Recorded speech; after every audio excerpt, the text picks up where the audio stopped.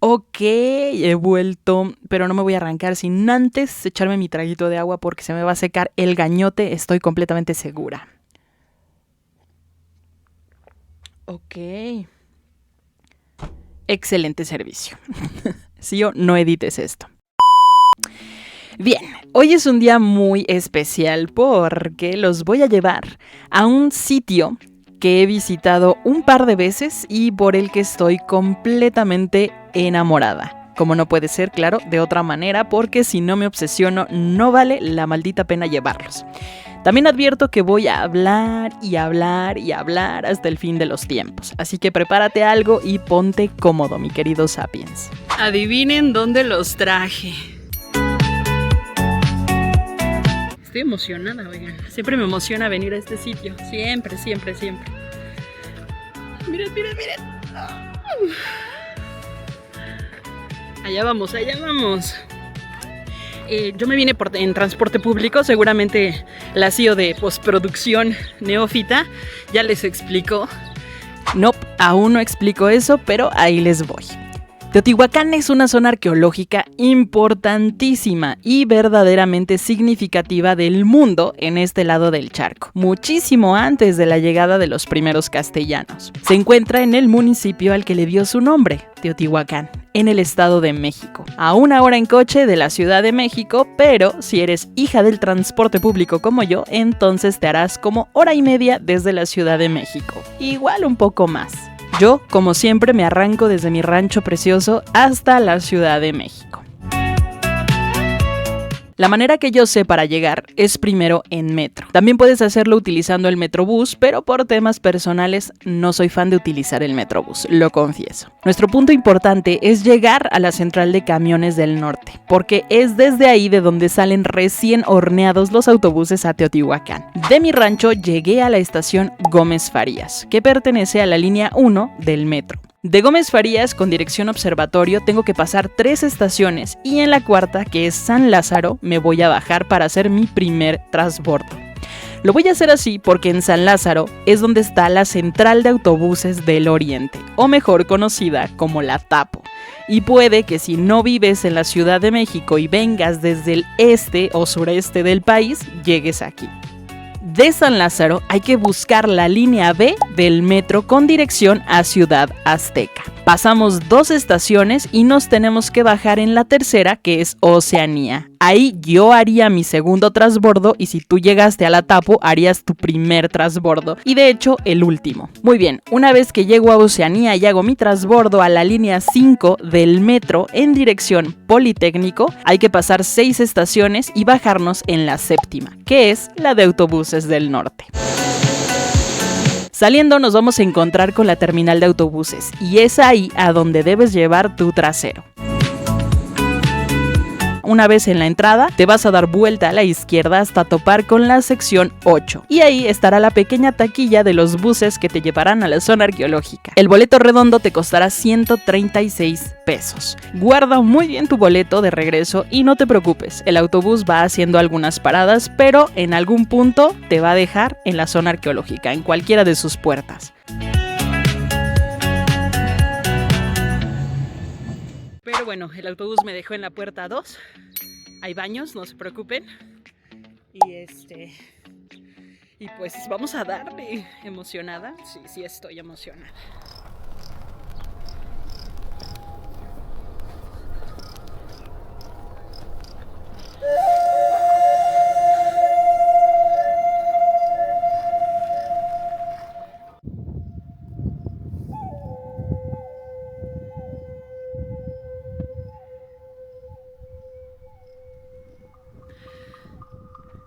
Ya me tuve que venir a arrinconar aquí, oigan, porque está haciendo mucho calor. De todas formas, ni hay sombra, pero bueno, aquí andamos. De todas formas, yo creo que voy a aprovechar pues para irles platicando un poco, ¿no? De este sitio, que prácticamente es un sitio que casi todos los mexicanos conocemos o ubicamos, pero del que realmente se sabe muy, muy poco. Catalogada como Patrimonio Mundial por la UNESCO en 1987, Teotihuacán aún es un misterio muy grande. Claro, hoy, gracias a la investigación arqueológica, etnohistórica y lingüística, se sabe mucho más de lo que pensábamos y se va desvelando poco a poco, pero aún sigue siendo un misterio. A ver, mientras voy caminando, porque quiero empezar por un sitio que, a ver, históricamente y en periodo de construcción no debería yo de empezar por ahí, pero quiero empezar por ahí, además tengo todo el día. Antes de empezar con mi bla bla bla, y prepárense porque va a ser un bla bla bla muy largo, me conozco, la verdad es que estoy loca por este sitio y por muchos otros, porque si no me obsesiono no vale la maldita pena venir a estos lugares. A ver, no, sí siempre vale, y más este tipo de sitios arqueológicos. Quiero hacer una pequeña aclaración. Técnica más que nada, y a ver, no es tan pequeña la aclaración, es una gran aclaración. Todas las pirámides que vemos, no solamente aquí, sino en el territorio pues nacional, spoiler, no son pirámides. Pues la definición geométrica de una pirámide, solo vamos a decir que tiene caras triangulares que van a converger en un solo vértice. En este caso no tenemos eso aquí, en este caso lo que tenemos son basamentos escalonados. Que a ver, no se me vayan a encabronar, esto en lugar de quitarle caché, le devuelve a la arquitectura mesoamericana básicamente su binomio fundamental, que es el de talud-tablero, que es lo que estamos viendo aquí. Entonces, si nosotros seguimos llamando pirámides a esto, que entiendo que el término pirámide pues llama mucho la atención, pero la realidad es que le quita, como ya dije, su principal característica a la arquitectura mesoamericana, ¿no? Y pues si le seguimos llamando pirámides, perderíamos toda esa concepción que tendríamos de cómo está diseñada la ciudad y cómo están diseñadas la mayoría de las zonas arqueológicas que pertenecen al periodo, específicamente al periodo clásico del mundo mesoamericano. Seguramente la CEO de postproducción les va a dar una breve introducción. A ver, no, seguramente no va a ser breve, me conozco. Va a ser una larga introducción, así que prepárense. Es muy importante dar este tipo de brebaje histórico y contexto para entender estos sitios, ¿no? Para entender qué estamos viendo más o menos. Que a ver, tampoco es que sepamos mucho de este sitio, ya irán viendo por qué. Pero bueno, iré dando una breve introducción y pues vamos a darle. Es correcto, mi querida yo del pasado. No será tan breve, pero sí lo suficiente. Antes, voy a tirarles mi primera flecha. El pasado cultural de lo que hoy es México es mucho más que esta idea simplista de que aquí todo era mexica. O sea, que los mexicas eran los máximos representantes del mundo mesoamericano. Hasta he escuchado que dicen que México era una nación mexica. Esto no tiene ningún sentido, compa. Primero, porque México no existía. Y segundo, porque este lado del charco estaba habitado por pueblos con una diversidad lingüística y cultural enorme. Recordemos que el desarrollo y diversidad cultural en este lado tiene más de 3000 años de historia. Y sí, ya en su última faceta, los mexicas fueron una de las muchas manifestaciones que hubo en el mundo mesoamericano, pero no fueron ni de cerca sus máximos representantes. Normalmente podría pensarse que los asentamientos humanos que empezaron a poblar aquí hace miles de años se van a percibir como grupos de sapiens homogéneos, como si tuvieran una cultura o un territorio inamovible, que obviamente va a definir toda su identidad. Y lugares como Teotihuacán nos van a enseñar que esto estaba muy lejos de la realidad. Teotihuacán fue probablemente la ciudad más importante del mundo mesoamericano en su momento de máximo esplendor. Y ya que hemos dejado claro que Mesoamérica no representaba una unidad política ni de cerca, es importante acotar que la mayoría de esa cantidad diversa de poblados y ciudades-estado que existían sabían de la existencia de Teotihuacán. Y no solo eso, peregrinaban a este centro ceremonial y hacían comercio en este epicentro comercial. Teotihuacán fue, sin duda alguna, todo un asentamiento cosmopolita.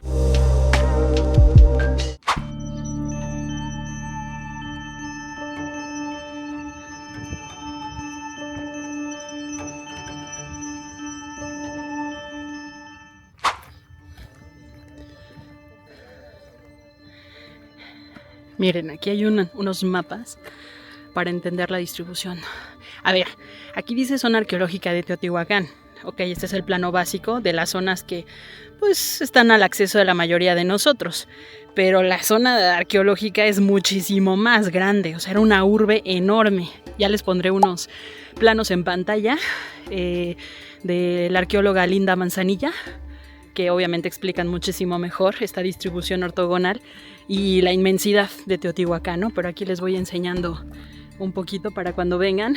Ahorita nosotros nos encontramos en esta zonita. Esta zona es la zona donde te va a dejar la puerta, o sea, la puerta 1, ¿vale? Entonces, usualmente lo ideal es empezar por aquí e ir bajando, porque en periodo de construcción primero fue esto y luego esto. Esto ya es de otra fase. Ya les iré explicando, pero es para que se ubiquen.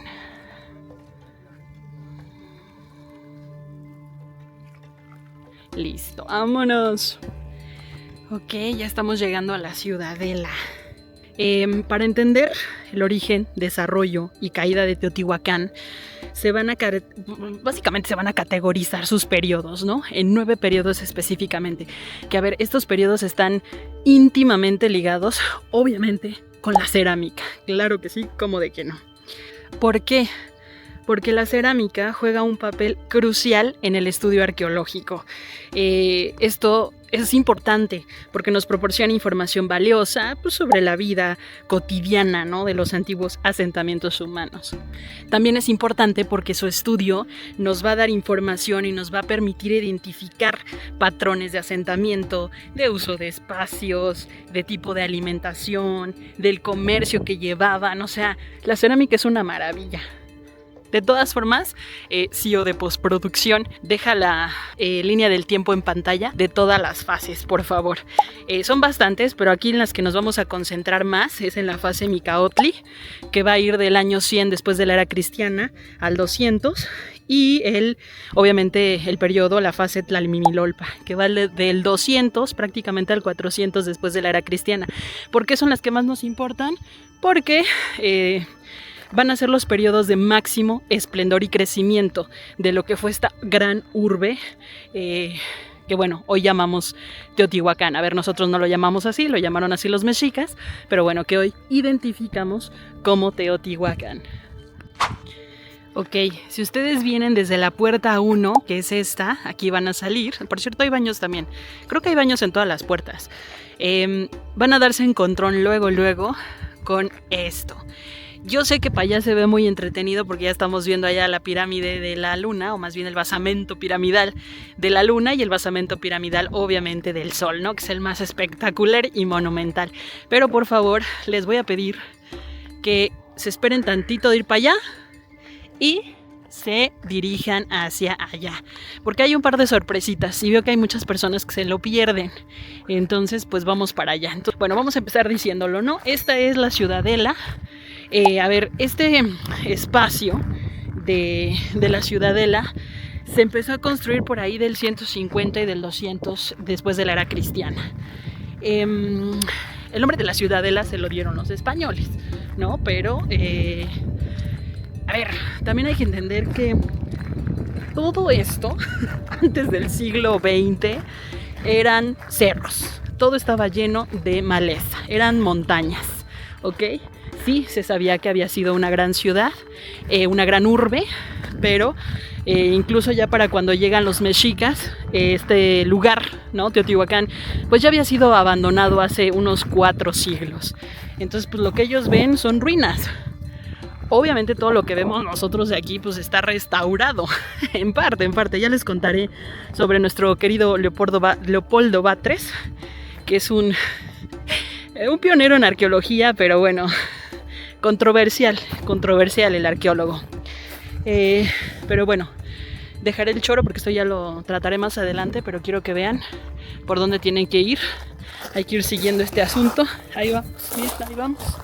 Este lugar se va a concebir durante la fase Micaotli. Es sumamente revelador la construcción de este sitio, porque también se van a empezar a construir, a la par de la ciudadela, los primeros grandes conjuntos habitacionales y además se va a establecer una traza ortogonal en todo Teotihuacán.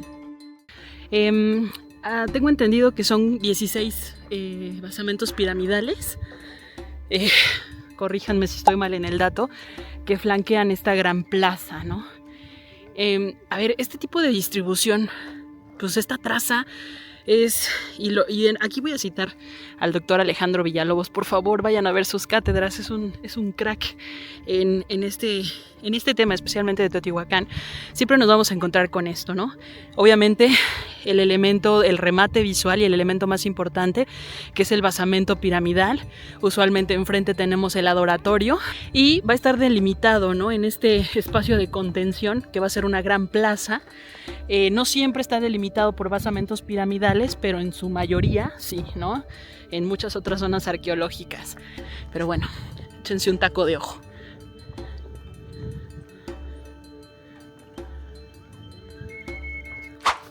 Mira, ahorita voy a aprovechar que estoy aquí solita en el adoratorio de lo que es la ciudadela, para platicarles un poco. Okay, ya les dije más o menos y ya les puse en pantalla las fases, ¿no?, en las que estaría dividida, mucho mejor dividida para un mejor entendimiento, la construcción de la ciudad, ¿no?, de Teotihuacán, su auge, incluso su caída. Pero bueno, en términos generales tenemos que mencionar que la historia, en general, la historia de Mesoamérica se va a dividir en 3 grandes periodos. El primer periodo es el periodo preclásico.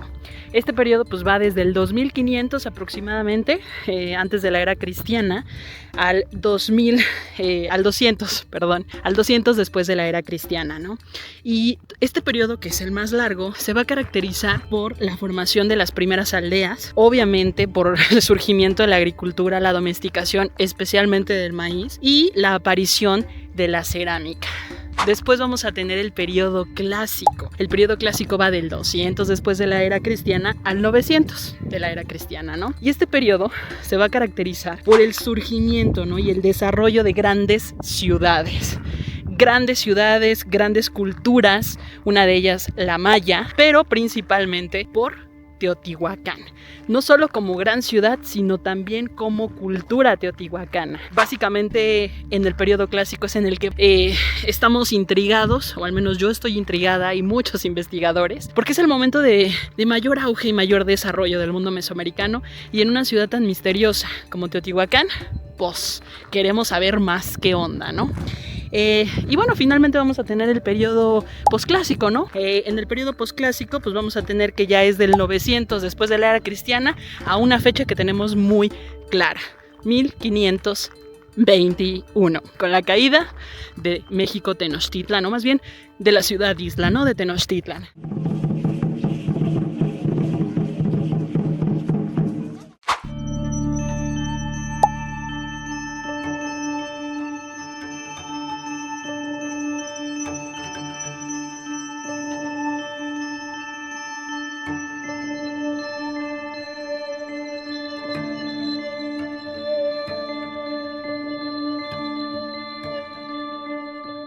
Ahí está la puerta 1, está el basamento piramidal, bueno, más bien un zócalo elevado, y usualmente la gente pues se queda alrededor. Pero casi nadie viene por aquí, así que vénganse conmigo, porque atrás de ese sitio hay diría yo, la pirámide más icónica. Ya van a ver por qué. Entonces ahorita vamos para allá. Oigan, disculpen. Hace un calor de la chi, y a mí me encanta el calor, no saben, yo soy re fan del calor. Spoiler, no lo soy. Entonces, entre el calor y que se me va el aliento, amigos, pues vamos a ver qué nos encontramos.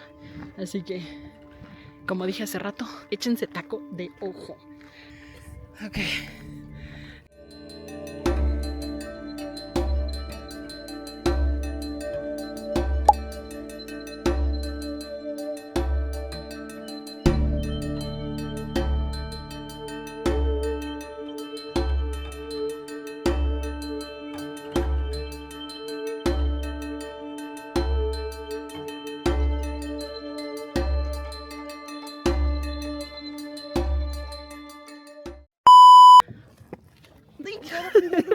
Ya me iba.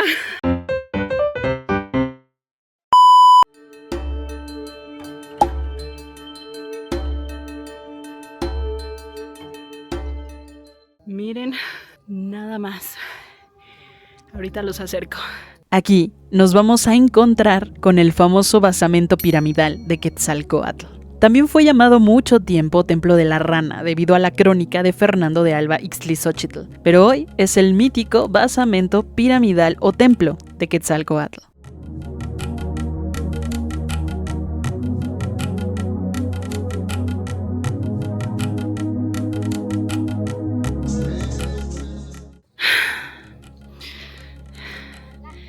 Rayos, antes se podía bajar y estar un poco más cerca, pero miren, han prohibido el paso. Es sumamente enriquecedor, ¿no? Venir aquí y observar a detalle estos altos relieves, especialmente los que están en las alfardas, que son estos elementos de aquí que flanquean las escalinatas, y obviamente la representación de la serpiente, pues es un gran trabajo, es un gran trabajo. No solo se trata del tercer monumento más grande en Teotihuacán, obviamente después de los basamentos del Sol y de la Luna, sino del más diva, el más suntuoso en decoración. En un principio, según la exploración arqueológica, tenía 7 cuerpos que estaban decorados y como remate probablemente tenía un templo o un palacio. En sus alfardas, en sus taludes y tableros vamos a poder ver tallados los sinuosos cuerpos de serpientes que van nadando, por decir, entre conchas y caracoles. Las serpientes de los tableros van a cargar sobre su lomo, entre lo que es la cabeza y el cascabel, un tocado. Este tocado va a ser atribuido al rostro de Tlaloc, ya que fue la máxima deidad teotihuacana. En la actualidad, se piensa que este tocado es la forma de una cabeza de reptil, que según la lectura de los hablantes del náhuatl, va a corresponder a Zicpactli, el monstruo de la tierra. Es decir, tenemos 2 representaciones de lo que repta, de la tierra y del agua también, de agricultura, inicio y final.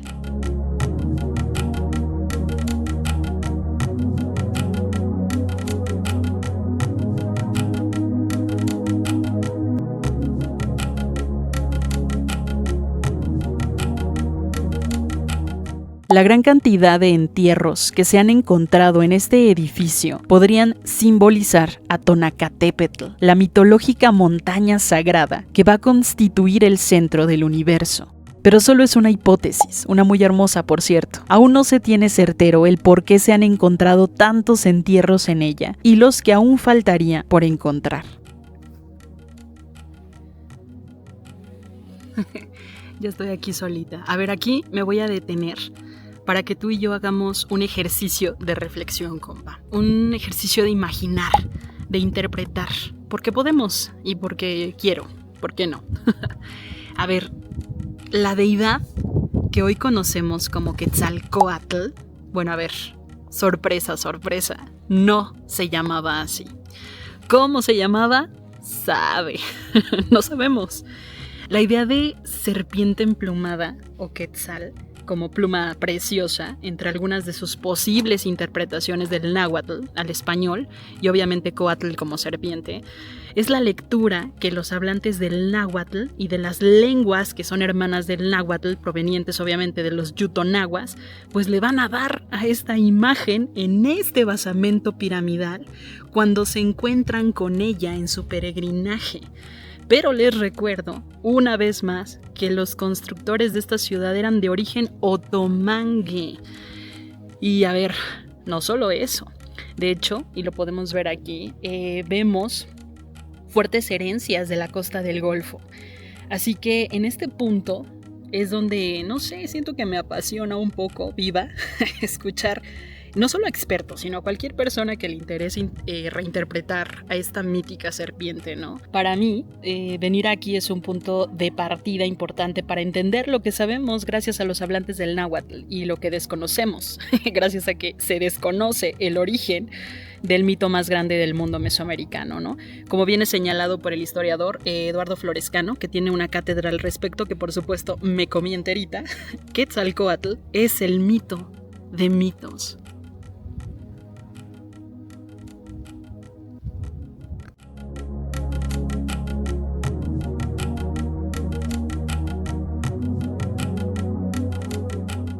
La representación de esta mítica serpiente está en prácticamente todos los rincones del mundo mesoamericano, reinterpretada por muchísimas personas expertas y por supuesto otras no expertas pero apasionadas del tema, como un dios de la agricultura. De hecho, esta es la tesis central, no es que sea la definitiva, pero es la tesis central en la que se enfocan los estudios serios de que Quetzalcóatl va a ser el resultado de un enorme hibridaje que en origen va a corresponder a una cosmogonía de la agricultura.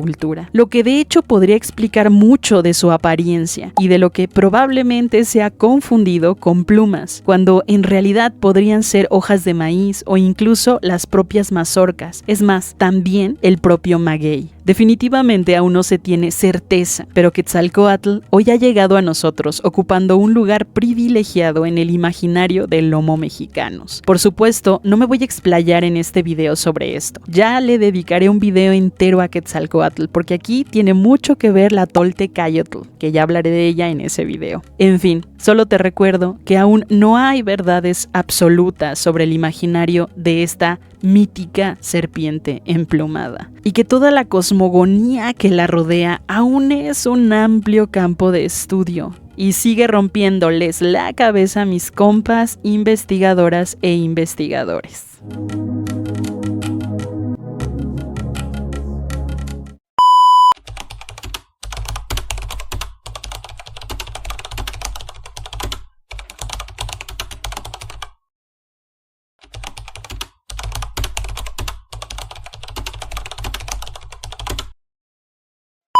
Bien, pues ya bajados más de la nube y un poco aterrizando a la realidad, quiero regresarme a la exploración arqueológica. Si no mal recuerdo, fue en el 2003, pero igual cotejaré el dato. Se va a descubrir un túnel que está a unos 15 metros más o menos por debajo de la pirámide, que luego vuelve a descender otros metros hasta una cámara que se encuentra justo en el centro del basamento piramidal y que se piensa estaba llena de agua, o sea, corrían aguas subterráneas, y que además era un santuario.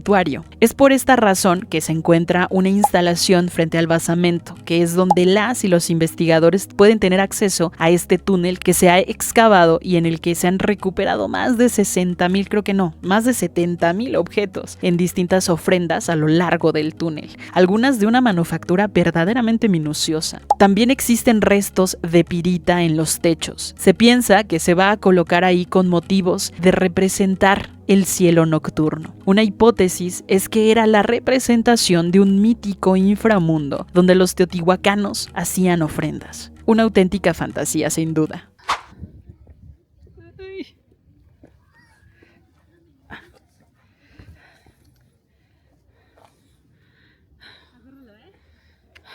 Ok, ahí vamos. We got it.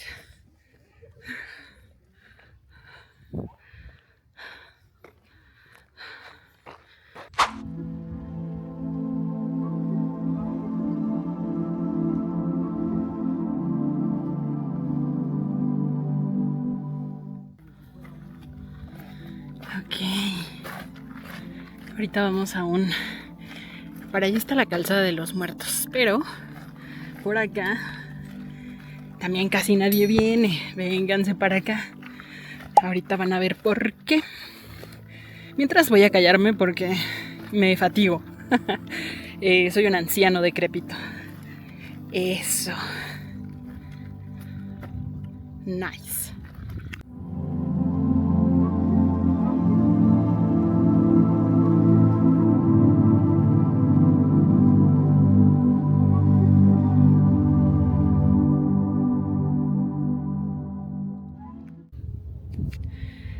Oigan, ahorita me pongo intensita con mi plática, pero quería mencionarles que pueden traer sus snacks, ¿eh? Yo me traje, estos son chícharos y me traje otras cositas. También pueden traer agua, sombrilla, tráiganse zapatos cómodos, tómense su tiempo porque se pueden deshidratar. Sí, cambio y fuera, solo quería hacerles mención de esa situación.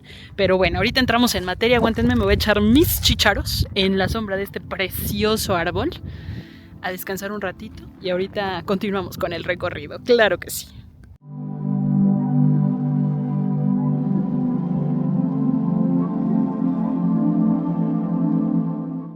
Casi nadie camina por acá, pero vénganse a dar una vuelta. Es prácticamente uno de los barrios residenciales de Teotihuacán, porque en Teotihuacán hay unos 2.200 conjuntos residenciales, que poco no es. Y es sumamente importante, porque estamos hablando de los primeros conjuntos departamentales y viviendas multifamiliares de Mesoamérica.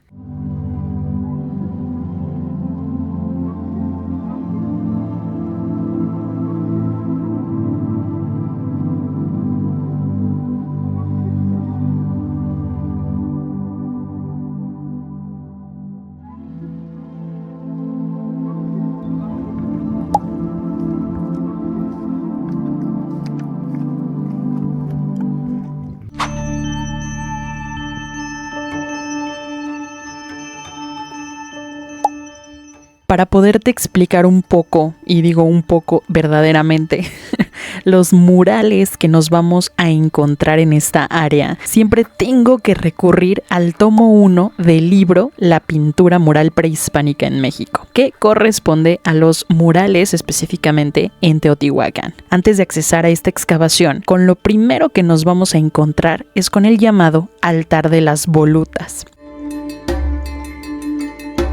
Estamos hablando de un adoratorio que va a pertenecer a la primera etapa de construcción de una secuencia de 3 superposiciones. Por eso se le llama a este sitio los edificios superpuestos. Esta primera etapa de construcción se le puede adjudicar una cronología que va desde los 100 a los 200 años de la era cristiana, o sea, de la fase Micaotli. Por supuesto, les voy a poner una imagen para que lo puedan apreciar mejor y vamos a poder ver la razón de que se llame Altar de las Volutas, ya que está delineado por figuras en espiral, que es lo que significa voluta. Esta es la fachada norte, pero ahorita le vamos a dar la vuelta.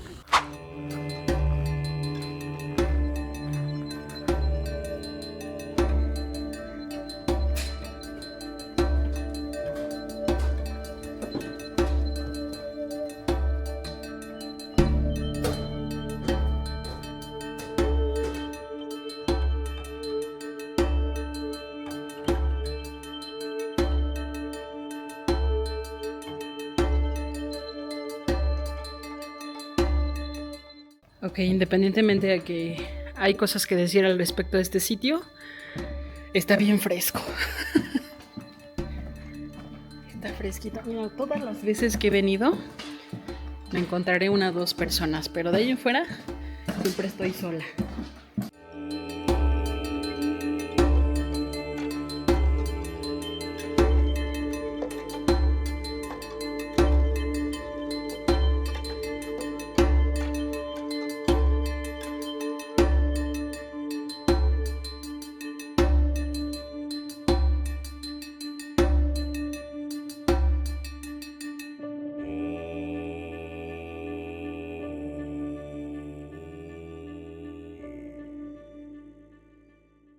Miren, aquí está el estuco y las capas. A ver, algunas obviamente fueron intervenidas, pero vean, cal. Esto seguro tiene mucílago de nopal macho, que por aquí hay un chingo. Miren el acabado. Me encanta. A ver, vamos. Uy, que no voy a romper la madre aquí.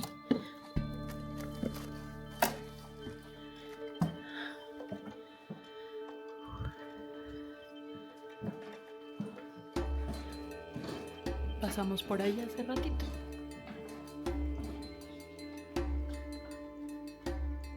Esto es importante, ¿eh? Estamos hablando de que esta es una zona residencial, no ceremonial, no, una zona residencial. Y estaríamos hablando de los primeros complejos departamentales y de multiviviendas en el mundo mesoamericano. Así de importante es esta zona.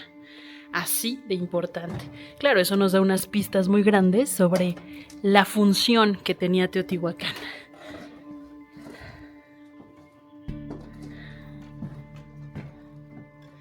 Miren, estas representaciones murales, ahorita se me fue el nombre del arqueólogo, ahorita se los pongo en edición. Él hace mención de que estas son las primeras representaciones, ¿no? Son los, por decirlo de alguna manera, los elementos pictográficos más antiguos que se han encontrado en Teotihuacán. En la fachada sur vamos a ver otros elementos importantes de esta representación pictórica primaria. Voy a poner otra vez otra imagen esquemática de cómo pudo haberse visto el mural completo. Aquí vamos a ver muchas bigoteras de Tlaloc, ¿sí? Así se les llama, bigoteras de Tlaloc, especialmente en el talud primario, en el tablero secundario, en las escalinatas y también en las esquinas. Hay por supuesto otras secciones con más pintura mural, de aún mayor profusión. Pareciera que aquí no hay nada, pero si lo que quieres es ver color, vente para acá y después te vas a tomar la foto en el basamento del sol. Hazme caso, mija.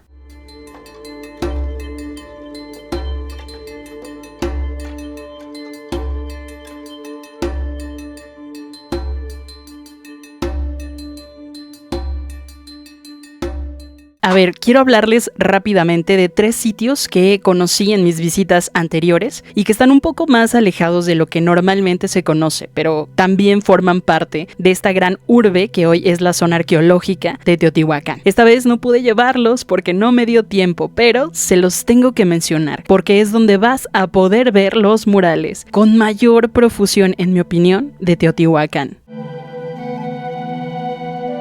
Estoy hablándote de los complejos de Tetitla, de Atetelco y de Tepantitla. Tetitla va a ser habitado en las épocas de mayor esplendor de Teotihuacán. En este lugar hay varias pinturas murales, pero van a destacar unas que tienen imágenes alusivas, por supuesto, a deidades. Entre ellas, la conocida como las diosas verdes o las diosas de Jade. Toda la pintura mural que vamos a ver en estos palacios van a ser de una mayor profusión. Esto nos va a indicar estatus, no solo de clase alta, sino de dirigentes teotihuacanos, que probablemente pudieron albergar embajadores de otros sitios, como por ejemplo los mayas, entre muchos otros grupos del Golfo, particularmente del Golfo. Indicios de ello están en algunas pinturas de los primeros tiempos en los que vamos a poder ver elementos marinos como las conchas, los caracoles y atentos, en escritos en maya que se encontraron solo en Tetitla gracias a la exploración arqueológica.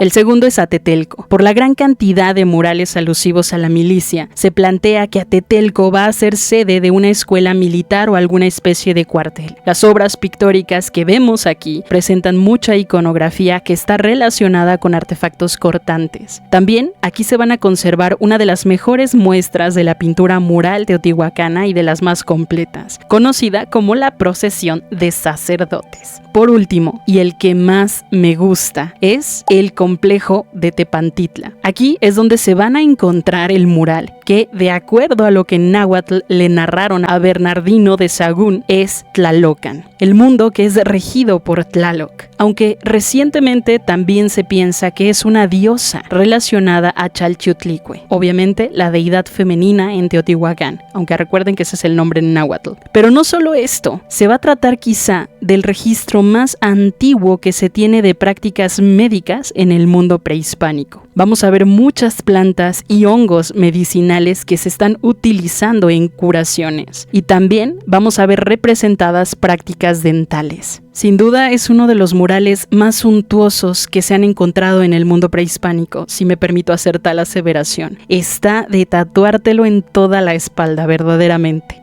Por favor, si pueden, vayan y conózcanlos. Les prometo que no se van a arrepentir.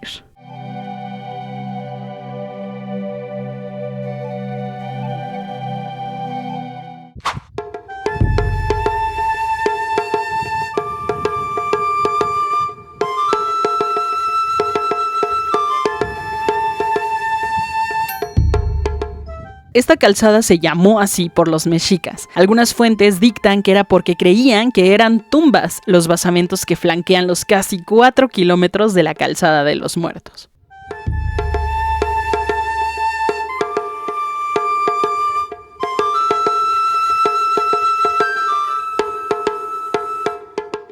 Estando aquí, quiero hablarte un poco de la traza de la ciudad, de la mítica traza de la ciudad. A diferencia de lo que popularmente se cree, la alineación de la retícula urbana de la ciudad no coincide con las direcciones exactamente de los solsticios, ni de verano ni de invierno. Además, la dirección del ocaso del sol en todo su tránsito por el equinoccio no va a formar un ángulo recto con la calzada de los Muertos. Considerando que la ciudad está girada unos 15 grados del norte magnético, podemos así sacar inmediatamente la conclusión de que el alineamiento de Teotihuacán no corresponde a la creencia popular y hasta hace algunos años la explicación oficial, aunque se escucha muy bonita. Sin embargo, lo más preciso es pensar que esto era así para un mejor aprovechamiento de, spoiler, la topografía del terreno y de tener, por ejemplo, un mejor sistema de drenaje. A ver, los constructores teotihuacanos obviamente sabían un montón de cosas y no todo tiene que ver con su cosmogonía, aunque esto pueda sonar estúpido o desolador. La realidad es que las cosas a veces eran un poco más simples. Existen muchas otras variadas hipótesis, pero siguen siendo definitivamente las más llamativas, aquellas que son postuladas por los arqueoastrónomos. Dichas hipótesis se basan en las posiciones de astros que son relevantes en el firmamento, especialmente en aquella época que no había contaminación lumínica. Imagínense cómo se veía el cielo. En fin, que por favor mejor lean a las y los arqueólogos. Seguramente ellos les van a dar mucha más luz al respecto de lo que yo me pueda sacar de la manga. Hemos vuelto a la calzada de los Muertos y con este calor, dele gracias a San Pedro que no me he muerto de alguna insolación o deshidratación. Madre mía. Si se vienen en la misma ruta que estoy haciendo yo, suban a esta zona, por favor, porque también casi nadie pasa por aquí. Y peor aún, ya que suben, el adoratorio tapa algo muy bello y oculto. Así que suben, ven el adoratorio, ven al fondo el basamento piramidal y la gente dice, ya lo he visto antes, así que desisten y se regresan.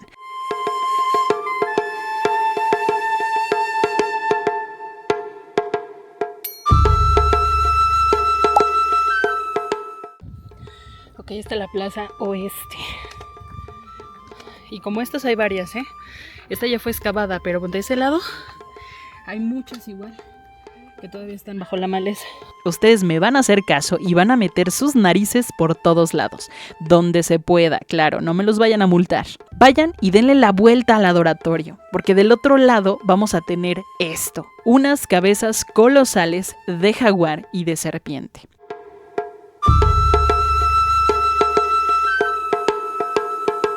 La primera etapa va a datar del año más o menos 250 al 300 después de la era cristiana, que va a corresponder a la de las cabezas, cuyo hibridaje nos muestra una serpiente y un jaguar, o más bien la cabeza de un jaguar con lengua de serpiente. Y la segunda etapa, que es la parte posterior, dataría más o menos del 350 al 400 después de Cristo.